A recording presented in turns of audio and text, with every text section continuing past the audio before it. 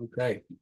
Uh, Hi, everybody. Thank you, those of you who came and navigated to the Zoom. We've been experiencing massive technical difficulties. Um, yeah, Will, you get to say you were here from the start. Thank you very much. And yeah, good to see you all. Thank you, those of you who are watching after the fact. This is my first book. This is my first live stream, not live scream. I was live screaming earlier, but while I was trying to work out technical difficulties, but not on air. So yeah, certainly a lot of growth is happening in a very short amount of time. Um, I've heard Seinfeld say something that like when you stub your toe, that pain is knowledge rushing in all at once to fill a gap. So yeah, that's what that's what this is. But thank you for all of you who are here now, who are watching this. Um, 13 short stories of longing. There's a lot of longing in wanting your live stream to go well. So it's a very fitting theme. Um, I am grateful to have this book published with Cultivating Oaks Press. If you're unfamiliar with them, they're just such a dear organization that I've been with for a long time. Um, it's run by Lancia Smith, and she founded it many years ago, and I've been privileged to be a writer with it for a while. And as Cultivating had moved in, is now moving into book publishing as well. There's my book that's available, and a book by Daniel Millman available as well. These are the first two books published by Cultivating. And this one is a compilation of short stories that I have written over the 7 years, I think, that I've been writing for Cultivating. It's a sincere privilege to write with them and to collaborate with that community. Um, and as the opportunity came along to um, do a book, a I have two that I'm working on, and one wasn't going to be ready when we thought it was going to be. And so then I was afforded the opportunity to pivot and put together this compilation of short stories that I had written and do illustrations for them. I just love the illustrations in here. It's been a really fun project and really gratifying to get this in the hands of readers, certainly, and to get this in the hands of my kids. Because you'll see in the dedication that I dedicate this book to my kids. And then at the very end of the book, after you finish the last story, there's a little note to my kids. Um, so it's a labor of love. It's a labor of community. Certainly, if you get the book and you read the acknowledgments, you're going to see how many people I am grateful for in the making of this book or in the infrastructure that allowed me to write it and to even be a writer and things like that. So I'm really tickled with it, and I'm really grateful for it. There's lots of things that we could talk about here. I can give some insight into. I mean, since this book is born out of the Cultivating magazine, I can talk a little bit about how that process works. So I was asked to be a part of Cultivating again, I think 7 years ago, and the way that Cultivating works, if you're familiar with Cultivating magazine, each season they have a topic, a theme for each season. It's a quarterly magazine. They have spring, summer, fall, and winter, and then a Christmastide issue. And for each magazine, there is a theme for it. So it could be charity, or it could be renaming, or something like that. And so Lancia will send out prompts to kind of get you thinking about what you're going to write within that theme. And that creates a really beautiful um, kind of boundaried structure for writing. For any of you who are writers or artists of any kind, um, sometimes having a some constraint is actually really helpful to kind of focus your energy. There's the terror of the blank page that can really kind of give you writer's block and whatever. But if you have one thing to think about and you think about your relationship to that thing, it can really kind of help focus you and yeah, give you a direction to go. And so some of my writing and cultivating has been essays, some of it, a few poems. I'm currently writing a fatherhood column right now for cultivating. And then periodically throughout my time there, I've written short stories and I've loved writing short stories. And the short stories typically connect with the theme in some way. So let's see. So like the last story in the book, Fly, was from an issue that the theme was identity and calling. And if you read that story, maybe you'll see why. The story Last Letter from the Battlefield was from an issue about the theme was called Receiving Life. Um, and that story is very much about receiving life in really difficult and probably fatal circumstances. How do you still choose life even when hope for continuation of that life is drawing to a close, you know? Um, so and when these stories were written, or anything I've written from cultivating, the first pass that I get within cultivating to have the work kind of tested and see if it resonates is with a group called Triad. So there's three of us in it. There have been three of us in it, and I've had the privilege of working with Christina Brown and Nicole Howe for years. Um, and they're such wonderful advocates for my work, and and they're the kind of advocates that can be both direct and nurturing at the same time. And when I've written something and I love it, or I feel like I'm tight on a deadline, or I don't have time to make edits, I don't always love the direct part, but it's so advocative to have somebody say, I love this story. I see where you're going with this, and here's what's holding you up. Here's the places that your reader is going to get snagged.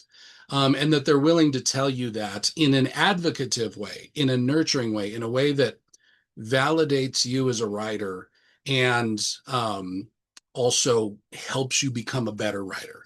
It's not accusation and disqualification, it's advocacy and pulling you further up into what they know you're going for and what they know you can do. And it's been such a privilege to work with the two of them. And then we share each other's pieces, and then that goes on to the editorial team after we're done with it, and they have more edits. Um, and then formatting team gets that to put it into the magazine.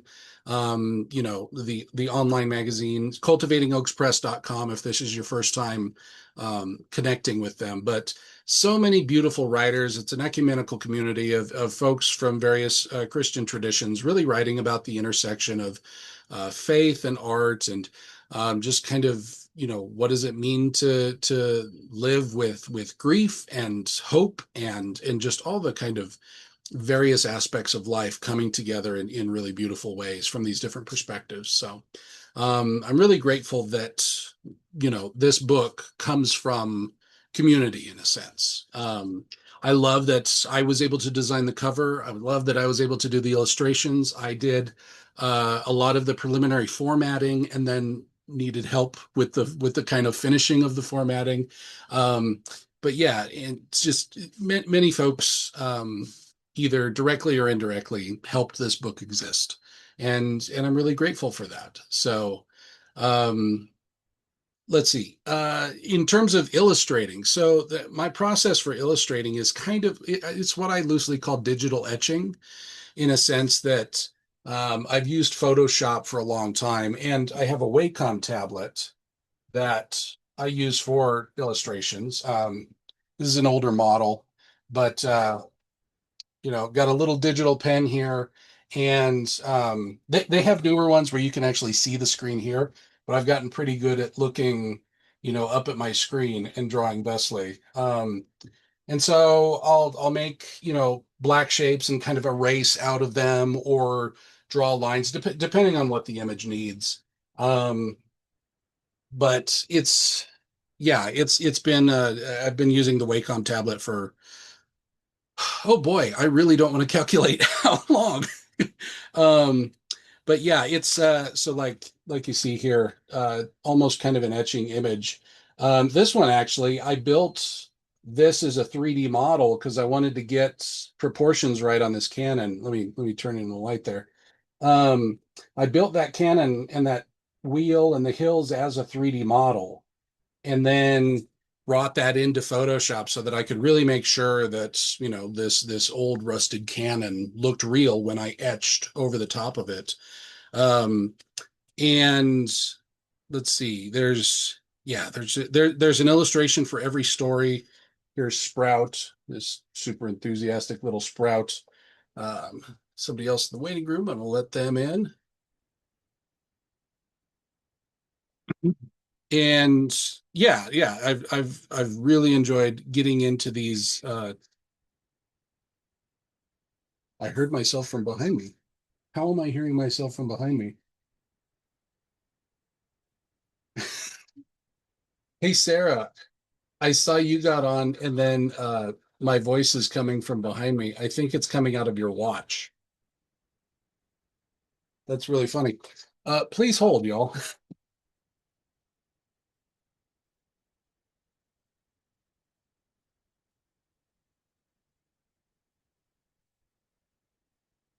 Hello, hello. Yep, it's coming out of my wife's smartwatch.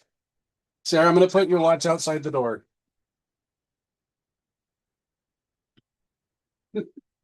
Thank you.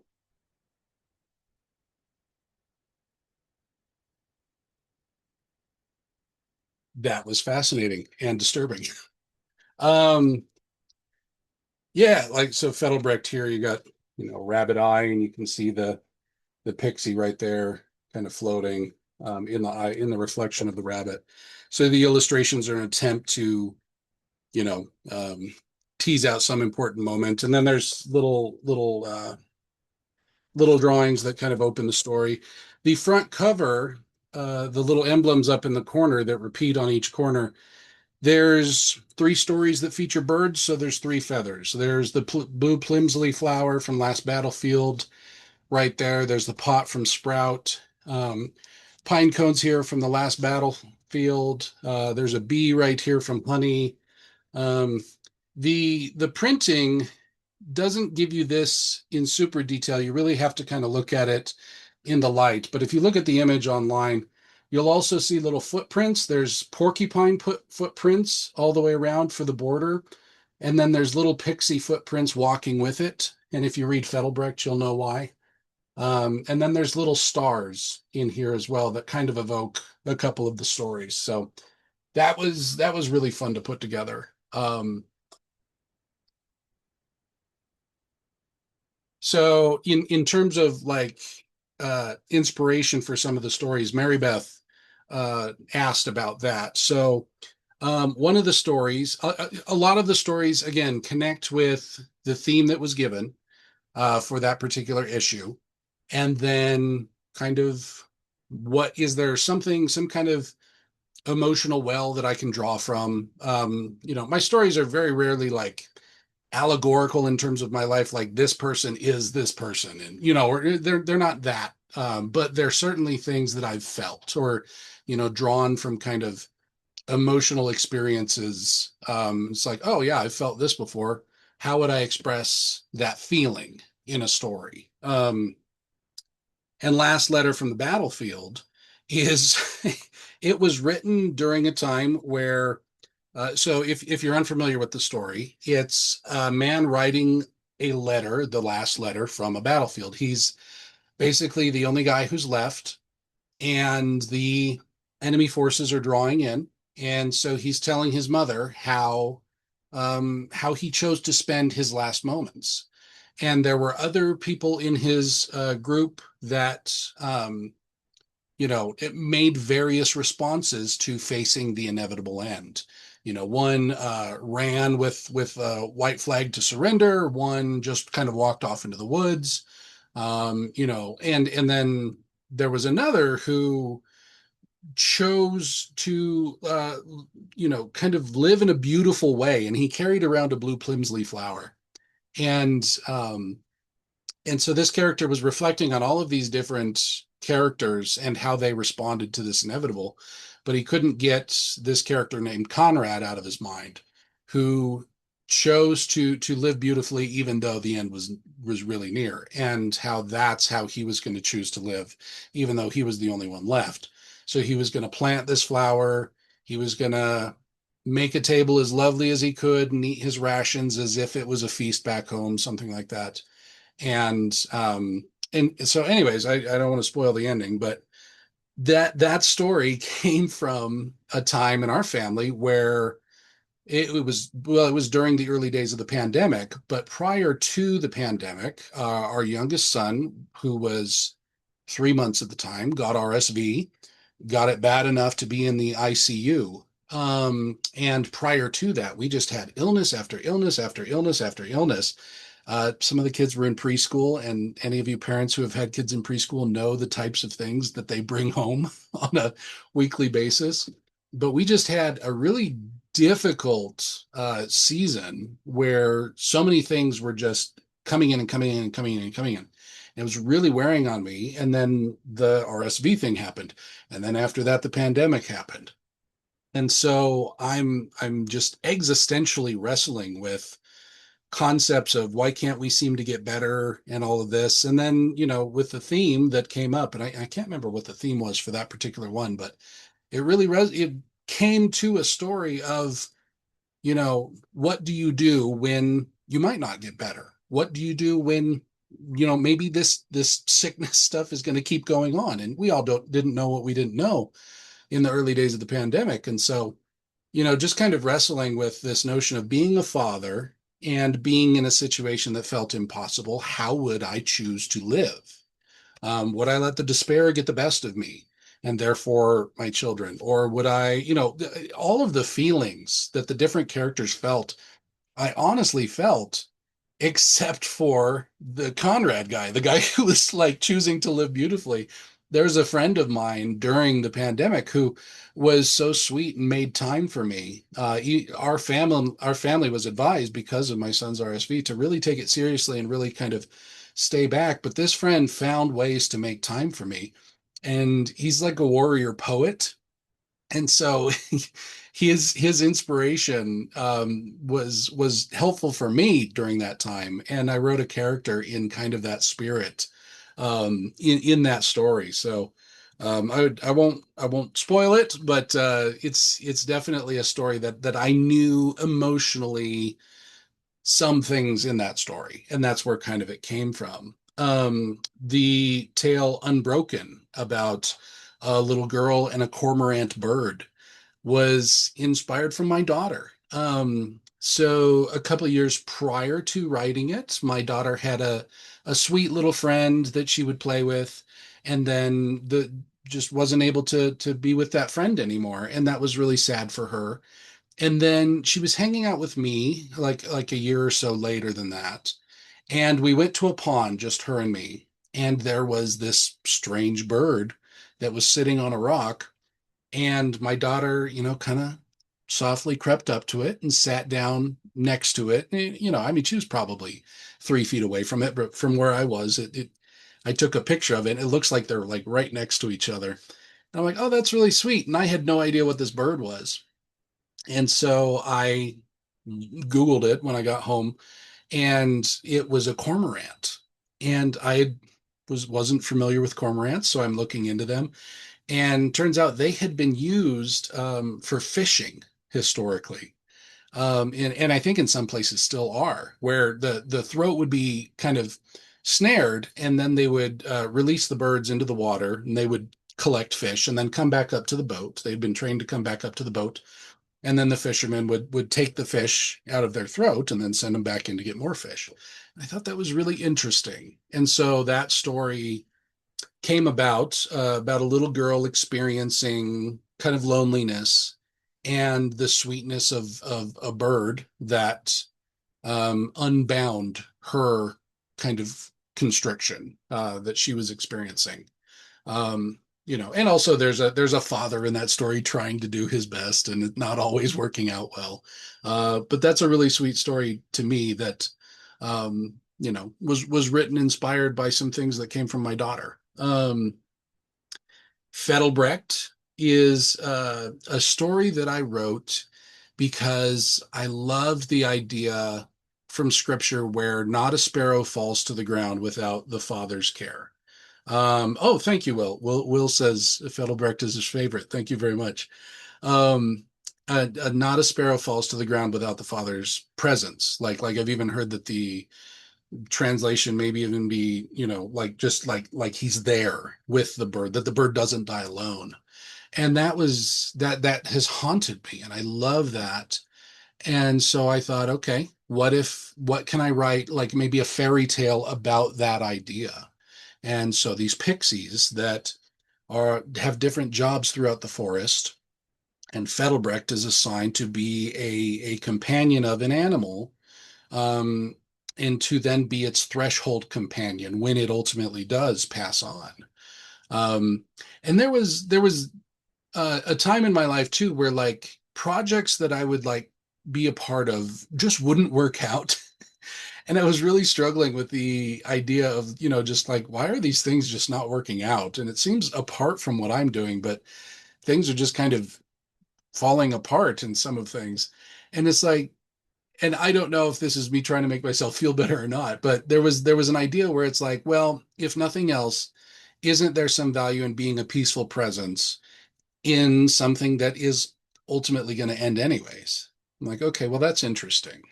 So those two things kind of came together in this Fettenbrecht story, where he kind of wrestles with, oh, why does this, and not understanding God as well, not understanding why things happen.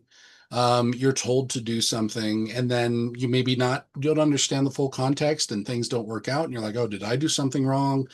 Is there something wrong with something else and whatever? And it's like, we live in a world that has death in it, and yet peaceful presence and companionship are deeply valuable, you know? So that story explores that. It explores Fettelbrecht's insecurities and just his own just kind of difficulty navigating his pixie calling. And he has a very psalm-esque crying out moment towards the end of the story where he talks to the Pixie King as if, and David kind of taking, his anger to God, kind of, or Job or something, just this real kind of deep, I don't get this, are you cruel kind of thing. So that's a really precious story to me. I love that story. Sprout, I will talk more about that story on the Anselm Society podcast. I've been invited to share some things on that podcast, and so that one will probably wait for that. Um, the Everbright story was the last story I read to my grandmother. Um, and I had to do it over Zoom. It was during the pandemic as well. And it's probably one of the more um, overtly allegorical stories that I've written. There's definitely a Christ presence in that story, even though it's a kind of a sci-fi fantasy kind of thing. Um, but I got to read that story to my grandmother as she was on her deathbed. So that story is certainly precious to me for that reason as well. And I think it's just a fun story. One of my favorite stories is Small Matter. It's I don't want to spoil the ending if you haven't read it, because to me the ending is just it's why I think it's delightful. And there's a couple of things I love about that story, but it's written in like 1840s England.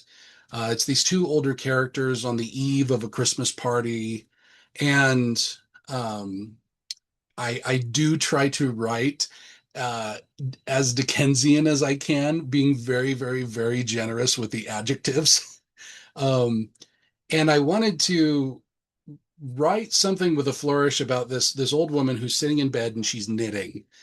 And I had this line where it's like her knitting needles clacked together like typewriter keys as she knitted a sonnet out of wool, something like that. And my wife and I were going to a local library reading group or writing group, excuse me. And and so I asked them, I'm like, and I had looked up, okay, when was the typewriter invented? I should probably not be too anachronistic with this. But so the typewriter was invented 20 years after the events of this story. So I asked the writing group, I'm like, okay, it's 20 years. Is it that big of a deal? And they're like, no, you probably don't want to have that in there. And so I accepted their wisdom. And let's see, let me pull it up here and you can hear um, where I finally ended up on it. Small matter. There we go. Let's see. I'll just start off in the beginning. The wooden floorboards creaked under the portly old man's bare feet as he walked to bed, pausing only to lay his knitted wig on the footpost. Despite his size and age, this old man was usually spry on his legs, especially on the dance floor. Much like the humble bumblebee, there was no visual accounting for his swiftness and agility. However, tonight his movements were old and heavy, with the weight and mileage he carried in his soul. He pulled the bed coverings as if they had been woven of strands of lead, and he tucked his toes beneath them with the sorrow that would have been appropriate for his deathbed. His wife was already covered and composed, bonneted and blanketed, her knitting needles composing a sonnet out of wool. Her skill was such that her eyes could safely tuck themselves away behind their lids for the night.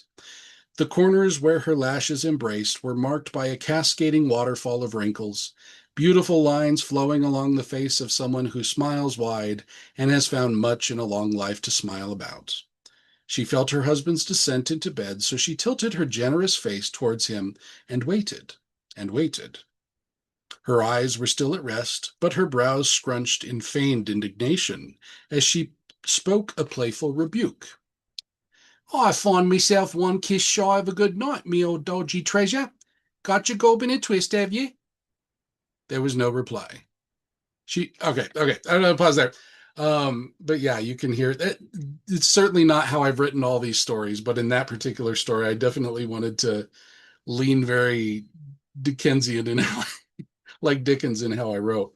Um, but that was fun, and it was fun to share that with a group of people, even outside the cultivating community, as I was writing it, to kind of get a different perspective there as well. So, um, but yeah, that was a fun one. Let's see, read another one here. Read part of another one ever. Anyways, oh, the tale of the house wren. Okay, so that I got to show you this illustration here. Oh man, it's going blurry.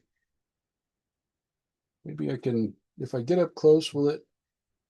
Well, so the tale of the little house wren.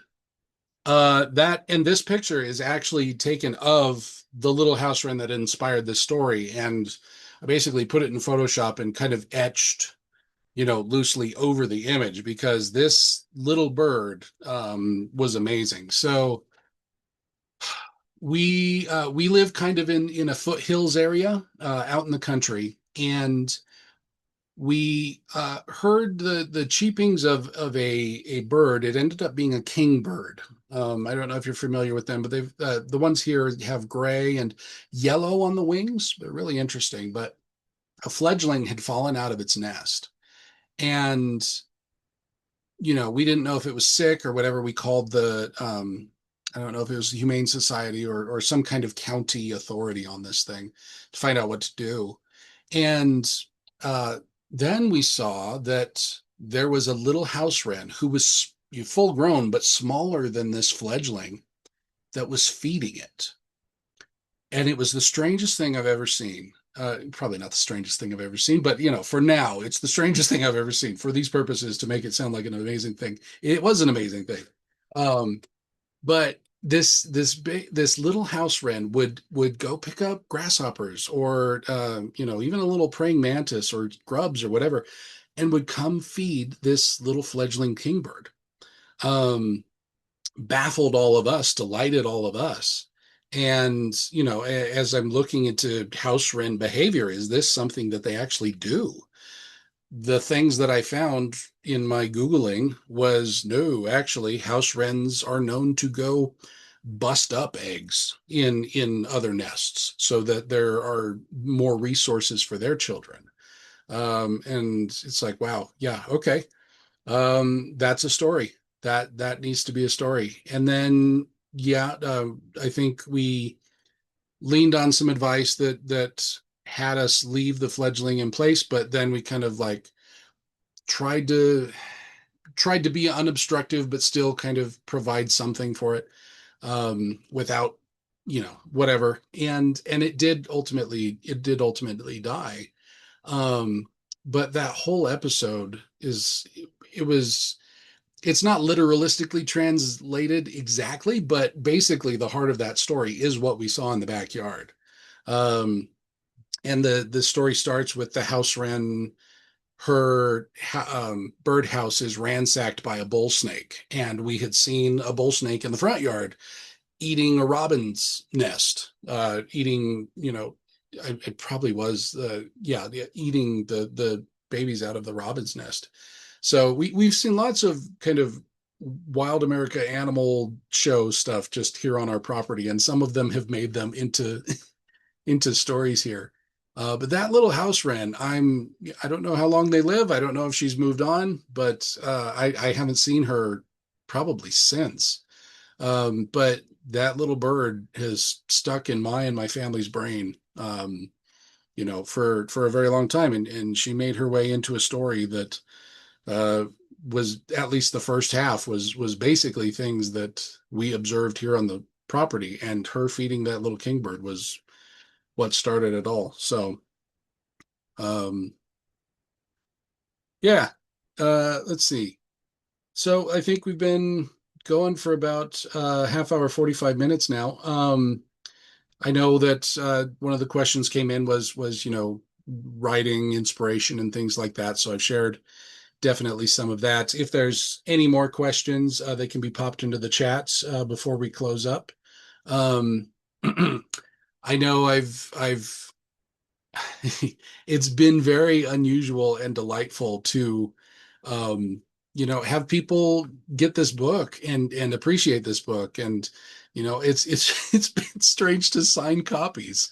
um it's been really cool. Like, I did a signing event at the C.S. Lewis Writers Conference, and I'm sitting next to Diana Glyer, Lewis scholar who wrote Bandersnatch, which is on my shelf here. I've got some books around that are kind of like inspirations for me, and I'm sitting next to her, like, doing a book signing, and Andrew Roycroft, who's an Irish poet who's just wonderful, and Andrew Peterson, the singer-songwriter, is down the way. Um, and it's certainly opportunities for like imposter syndrome to just scream loudly. And I'm like, you know what? I'm just going to enjoy this experience, what it is. And it was really cool. Um, I'm really grateful for cultivating, giving me this opportunity to write this book. Um, and the question in the chat, tell us about the new book. That I'm hesitant to call it the immediate next book. But there's a book that I'm writing. Well, the conference talk that I gave at the C.S. Lewis Writers Conference is why the body still matters for the writer. My opening idea is basically, it's easy for writers to think that the only thing that they really have to care about is their head, right? Because that's what feels like writing is all about, just kind of coming from your head. But as somebody who has wrestled with an eating disorder for many years, um, I, even in the writing of this book, even though it was a compilation of things I had already written, still the editing and the formatting and the illustration and the putting it all together, um, it was easy for me to see just how disconnected I can become from my body when I'm working on a book. Um, and that's a problem for somebody who's going through eating disorder recovery. But I don't think it's just me that, as a writer, struggles with this kind of thing. And so my session was about why your body is a gift, why it's not an inconvenience. It's not just for, as John Mulaney, the stand-up comedian, says, carrying your head from one room to the other. That it is a gift, and your being in a body is part of God's gift to you. So the book is going to be about that and another element that's connected to it. Um, so I've written several versions of the book. And there's the secondary element that I'm not quite talking about yet is what's really kind of hanging me up. I want to make sure that I do that really well. And so I'll tell you all more about that later. And then I'm also working on a book based on my fatherhood column, which I've been writing for Cultivating for a couple of years now. I'd written essays on fatherhood, but now I'm pivoting into short stories where when I put these together in a book, we'll have some, essay type chapters, and then we're going to split them up with short stories. And the short stories I'm writing now for Cultivating are fatherhood themed stories, but um, they're people from Scripture. They're fathers from Scripture at kind of pivotal points in their fatherhood journey. So the first one that I did that came out last issue was the father who came to Jesus for healing his demonically possessed son, and he's the famous father who said, "I believe, Lord, help my unbelief." And so I kind of wrote a supposal story of what maybe his experience was like. And what does it mean to be in such a hopeless space and to wrestle with doubt and yet to have that kind of even belief as small as a mustard seed that was not enough and yet enough all at once. And then the story that I'm in the process of working with the editor now is about Abraham and Isaac and the day they come back from the mountain, um, and what that experience must have been like for them. Um, so those are the two that I'm working on now. I always have other stories on the back burner. I've got, a couple fiction stories and things like that. I I have plenty of ways to procrastinate creatively. Um, but when you have something that's actually kind of like coming to fruition, where it's like, oh no, this is actually getting some legs. It's not just a kind of noodle when I have time. It's exciting to see steam build up with these projects. So, all right, I think that's probably a good place to stop it. Is there any more questions? I haven't seen any more questions that come in. Thank you all for being willing to pivot. I apologize again for announcing all this, displaying all this, and then having to jerk to a new thing.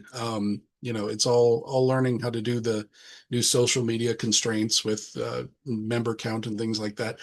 I suppose you could help me with that next time by telling all your friends to go go follow me on Instagram so that I can get that count up. Um, I would be remiss if I didn't say you can get your own copy of 13 Short Stories of Longing if you go to cultivatingoakspress.com and go to the shop there, and then it'll be in the shop on cultivatingoakspress.com. If you have read the book and if you like the book, you can find it on Goodreads and you can rate it there. That's also very, very helpful. Um, it's been cool to see also, even though it doesn't increase the book count, like to see people at my church, like somebody shared the book with the preacher there and he was reading it. I'm like, oh, yeah, that's way cool to share, to have the book shared. Like, hey, I like this. You would like this too. I went to a used bookstore, like a thrift bookstore, and I thought, you know what? One day, my book could end up on somebody's on a thrift store's shelf, and that made me smile. That 20 years down the road, it could end up on one of these shelves. So, um, feel free to share it. But if you have the ability, I certainly want to honor and really appreciate Cultivating Oaks Press for publishing this book. So I want to make sure that they make their investment back. But this has been such a privilege to write. It's a gift to share. I want to thank you all for your time. Those of you who bravely made your way here live, and then those of you watching after the fact. Thank you so much. Thank you for your encouragement to me. Thank you for your support for the book. And yeah, just thank you for being you. So, all right, we'll end it there. Thank you all very much. Really appreciate it. All right, have a good night.